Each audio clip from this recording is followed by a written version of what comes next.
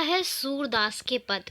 सूरदास का जो पहला पद है वह वात्सल्य रस को दिखाता है, वात्सल्य रस प्रकट करता है। श्री कृष्ण और उनके मित्रों के बाल्यकाल से जुड़ी एक दूसरे से लड़ने झगड़ने और बाद में एक हो जाने की रोचक प्रसंग को यहाँ पर उजागर किया गया है। मित्रों में लड़ाई उनके बीच में प्रेम का को जानने का सटीक माध्यम है, यह भी हमें इस से जानने को मिलता है। अर्थात यदि मित्र हैं तो बिना लड़ाई करे वो मित्र नहीं कहलाएंगे, और ये चीज़ हमें यहाँ पर देखने को भी मिलती है।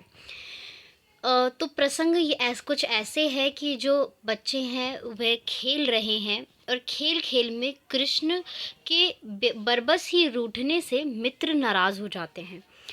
कृष्ण क्यों रूठते हैं? हरि हारे श्री दामा जीते, अर्थात हरि जो है वो खेल में हार गए और जो श्री दामा उनके मित्र हैं वे जीत गए। फिर भी जो कृष्ण है वो बेकार में ही रूठ गए, और इनके रूठने के कारण ही मित्र उनसे नाराज़ होकर कहने लगे।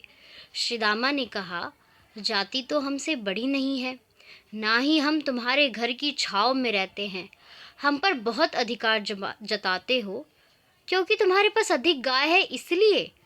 अर्थात जाति पाति में तुम हमसे बड़े नहीं, तो ऐसा भी नहीं कि तुम हम पर धौंस दिखाओगे जाति मेरी बड़ी है। ना ही तुम्हारे घर की छाव में हम रहते हैं, ना ही तुम्हारे घर का छाव हम लेते हैं। तुम बस इतनी सी बात है कि तुम्हारे पास गाय बहुत ज़्यादा है, शायद इसीलिए तुम हम पर इतना अधिकार जताते हो। सूरदास कहते हैं प्रभु खेलना चाहते हैं और दाव यानी दाव मांगते हैं नंद की दुहाई देकर। जब मित्रों ने यह भी कहा कि तुम बरबस ही गुस्सा होकर के नाराज़ होकर के कहीं ना कहीं जा करके बैठ जाते हो। जब मित्र गुस्सा हो गए तो उनकी यह बात देखकर श्री कृष्ण का गुस्सा ठंडा हो गया और श्री कृष्ण ने उनसे नंद की दुहाई देकर दाव देने के लिए कहा। दाव यानी कि एक और टर्न मांगी कि मुझे एक बार और खेलने का मौका दो। मौका मांगा और अपने पिता की दुहाई देने लगे।